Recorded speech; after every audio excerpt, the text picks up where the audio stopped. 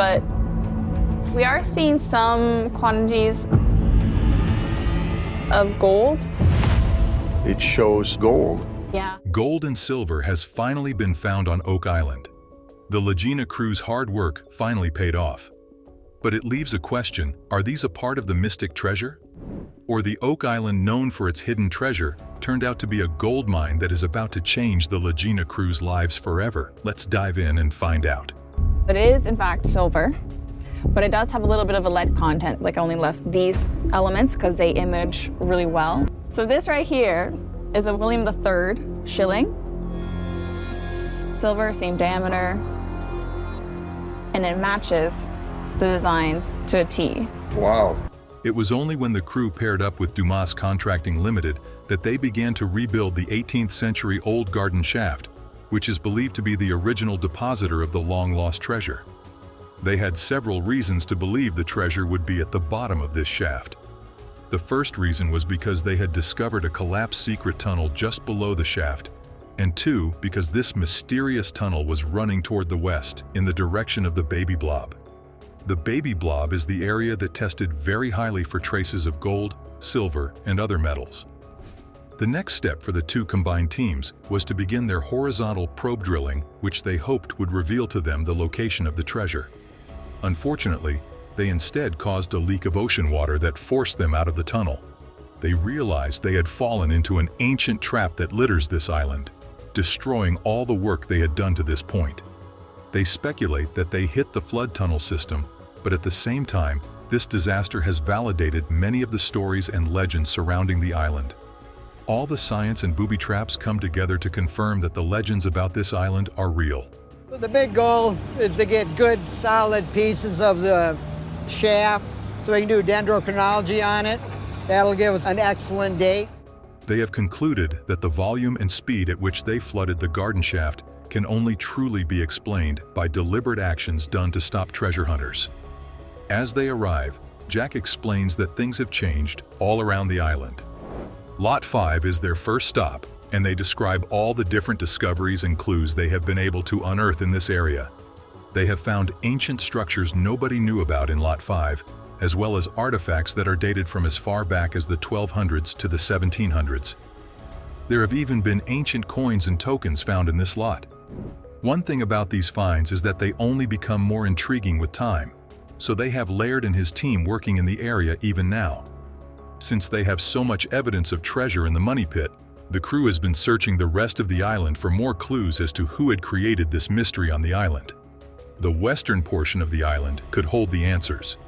Lot 5, a 4-acre portion of land, was first purchased a few years ago by Rick, Marty, and Craig from the estate of Robert Young. Since this purchase, they have continued to make new discoveries in that area, all of which has given them new suspects as to the person who left all the traps, secrets, and treasure on the island. One of the suspects left behind 4 Roman coins, which go back 2,000 years. It is? Yeah, this is a clearly Roman design. So, is a Roman coin? Absolutely, yeah. 2 for 2.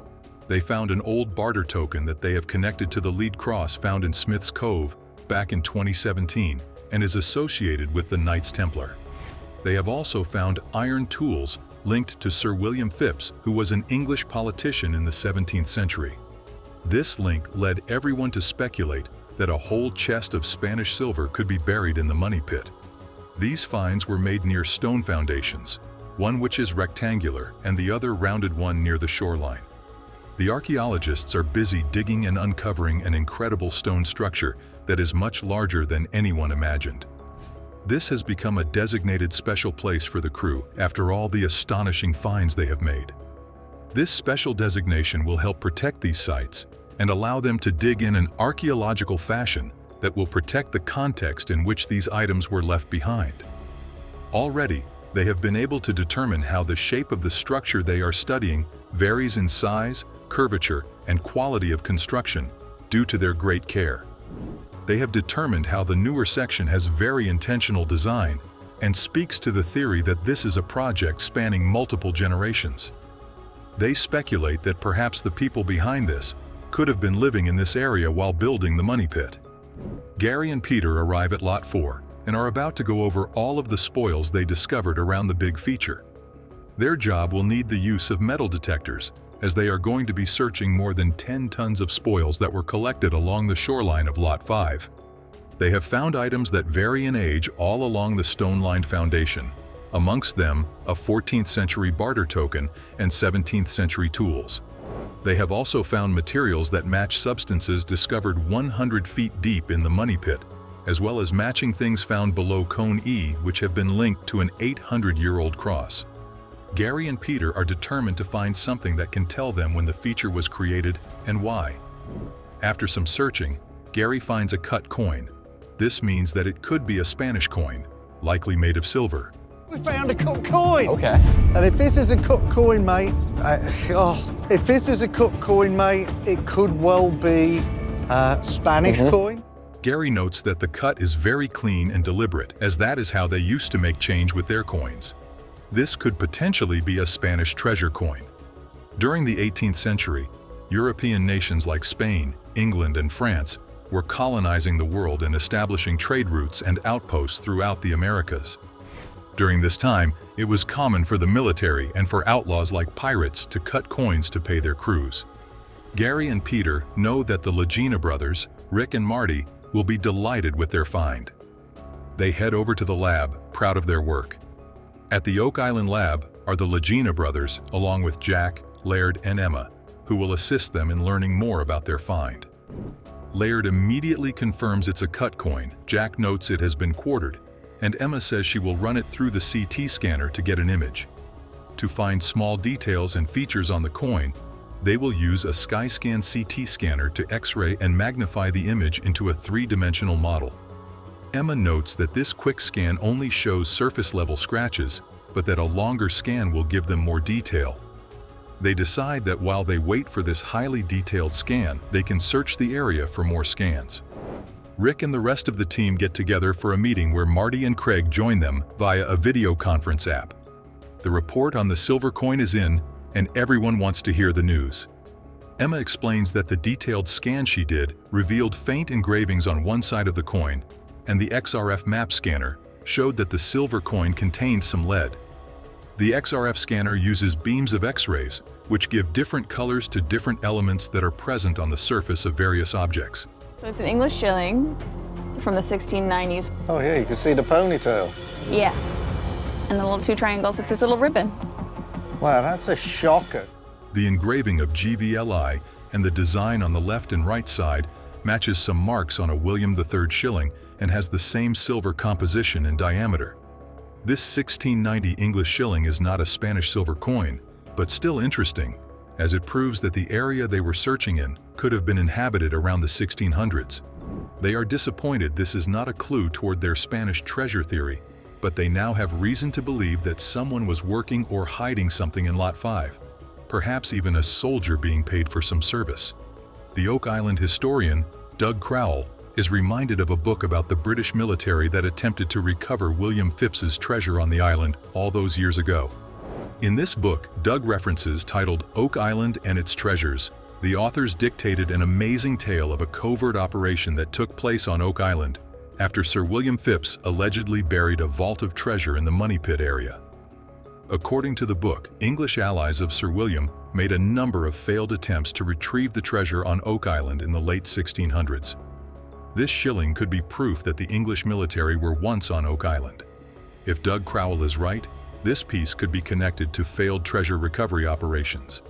They never found the treasure, and adding in the gold and silver particles present in the water tests conducted on the island, the clues all point to the treasure still being on the island. This find and their searches in Lot 5 have just become more vital and significant than ever before. This incredible discovery has changed the game for the Oak Island crew. To never want to miss an update, make sure you subscribe and turn notifications on. Breaking news: the Lagena brothers have just found something that made them shudder, and the once buzzing dig ended abruptly. What terrifying mystery have they concealed? The reality they discovered might never be accepted by the world. The History Channel's popular reality series, The Curse of Oak Island, has come under fire in recent weeks following the discovery of some centuries-old indigenous artifacts, which prompted local officials to shut down a large portion of the show's dig operation, causing several archaeologists to be sent packing. Fans are already speculating as to whether the Laginas and their crew will ever experience a return to normalcy, not to mention the future of Oak Island. During the final dig on the island, the Lagena brothers and their crew unearthed a bizarre find leading to the closure of Excavation.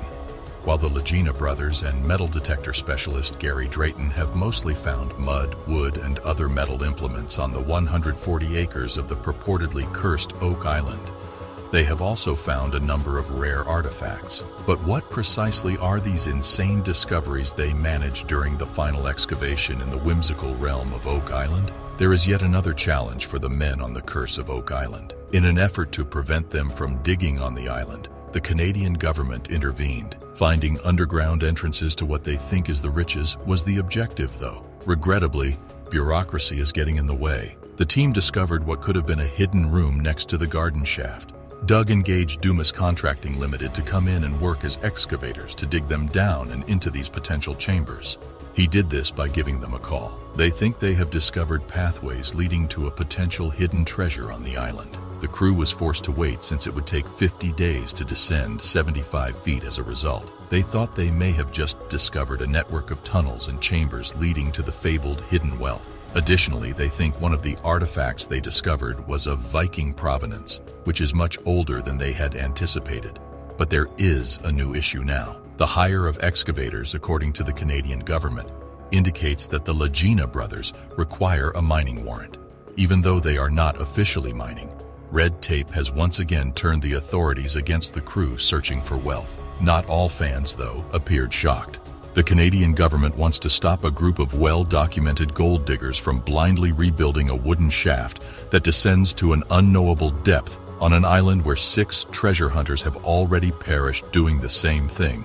And they're the bad guys in this situation, a fan wrote on Reddit. The Canadian government has already meddled with the Lagena brothers' search for treasure on the Curse of Oak Island. They stopped conducting a significant portion of the island's excavation work in 2021. The Lagena brothers' crew discovered many hundred-year-old indigenous artifacts at this time. The crew found First Nation Mi'kmaq pottery fragments on the island during Season 9. Marty Lagena stated in an episode at the time that they would avoid using archaeological techniques as they awaited the outcome of the situation. The only change that came as a consequence was a tightening of the show's rules. The brothers switched from conventional archaeological approaches to unconventional digging tactics at that time. This season they improved on that by mapping out places beneath the island using modern technology, allowing them to locate hints and potential entrance routes without needlessly excavating. But the excavation led to a fresh dispute with the Canadian authorities. Will obstacles keep standing in the way of the Lagena brothers' search for the lost fortune on the Curse of Oak Island? Who knows? In the 6th season episode Voyage to the Bottom of the Cenote, things take a worrying turn as treasure seeker Marty Lagena makes the optimistic but hasty declaration, "Here we are in H8. We're going to keep looking. What may possibly fail?" When metal detecting specialist Gary Drayton discovers a possible top pocket discovery amid the loot, the squad has no notion of the fate that is about to befall them. Coming from the more optimistic of the 2 treasure-hunting Lagena brothers, these words have an especially ominous ring to them. In a recent episode, the action in the Money Pit area came to a similar sudden halt when someone found what could be a bone fragment. The more the Lagena brothers and their team excavate, the closer they reach the legendary treasure. It's been almost a decade since they worked on unearthing the truth, but unfortunately they never reached such a great height until now. This season left them, and their fans shocked when they brought such discoveries to the audience's platter. However, things will take to the next level in The Curse of Oak Island Season 10, Episode 25, when the new discoveries connect all the pieces together. So, are they close to locating the treasure? Well, fans are curious to learn this. And the hits keep coming. The next episode will solve another enigma. On Lot 5, Laird Niven resumes his excavation work. The crew will search for the secret buried beneath the triangle-shaped marsh as they move on. The team will continue digging, but they will soon get startling information that links Lot 5 to the triangle-shaped marsh. When the crew keeps digging in Money Pit, They'll also discover a remarkable discovery. They are now more prepared than ever to solve the puzzle. Marty, Craig, and Charles have been getting ready to down the 82-foot shaft for the past week. The crew didn't think there could be a tunnel underneath the shaft's terminus since one of the sides kept sinking. They chose to independently verify it despite this theory. Charles made the decision to go first and offer his services to everybody, but he had to go through specialized training first in order to achieve this. He descended and observed the garden shaft's dropping corner. After what he had seen, the group decided to dig at the bottom to see if there were any potential tunnels nearby. Marty, though, placed a hold on it.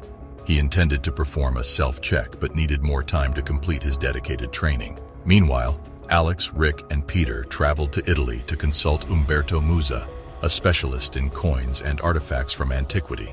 He examined the coins and found Oak Island had some ties to the Roman Empire as well. This happened as a result of one of the coins being a Roman coin. Byzantine gold coins were weighed against another coin to determine whether or not they were genuine. Laird Niven's continuing drilling on Lot 5 resulted in their most recent finding. In the meantime, Rick kept searching for answers in the area known as Nolan's Cross, but for the time being, the group keeps looking into the enigmatic circular depression in the marsh. They discover ceramic shards and charcoal fragments that they surmise may be remnants of a cooking pot or a campfire. The lead artifact that was discovered in the swamp is examined by experts in the war room. They think it is a lead cross and that it was probably made in France. This could be proof that the French had anything to do with the Oak Island enigma. The group looked for tunnels beneath the garden shaft using a probing drill. They discovered a little quantity of wood that could be proof of a tunnel.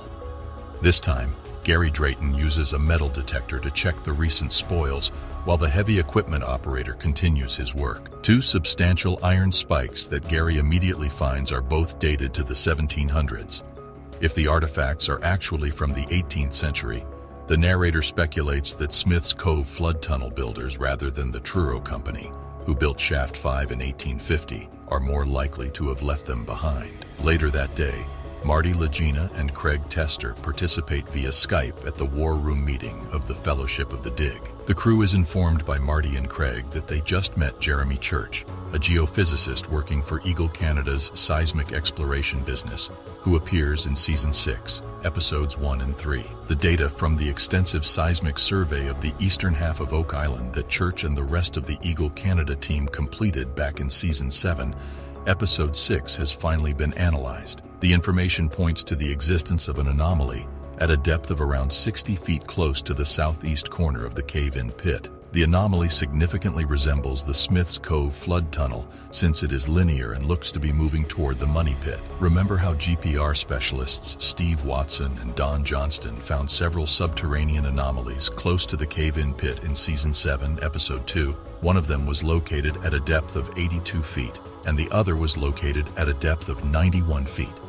Following exploratory drilling, it was discovered that 4 feet of sand were present between 99 and 109 feet below the surface. Remember to subscribe to the channel for more blues from the world of mysteries. Today, Oak Island is still a fascinating location where tourists may follow in the footsteps of the pioneers by exploring the money pit's depths and taking in the incredible find that permanently altered the course of history. The island serves as a reminder that there are still mysteries to be solved, secrets to be revealed, and treasures hiding in the most unlikely locations. Click on the video links popping up for more interesting content, and we will catch you there. The sense that they are closer to answers than ever before becomes truer every day. Do you think they will discover the treasure after collecting these pieces of evidence? Let us know in the comments down below. Please do not forget to subscribe and turn notifications on so you never miss an update. From the revelation of concealed pirate wealth suggested by the discovery of a Spanish copper coin from the 17th century to the discovery of gold traces nearly 9 seasons later, the following are the most shocking moments from Oak Island Brothers. First, the Moretti copper coin in the Season 1 finale titled, "Find Metal Detection Expert." During his exploration of the swamp on Oak Island, Steve Zellick fortuitously encountered a coin bearing the inscription 8. Upon closer inspection, this ostensibly inconsequential find became highly consequential in the Season 2 premiere entitled Once and Forever.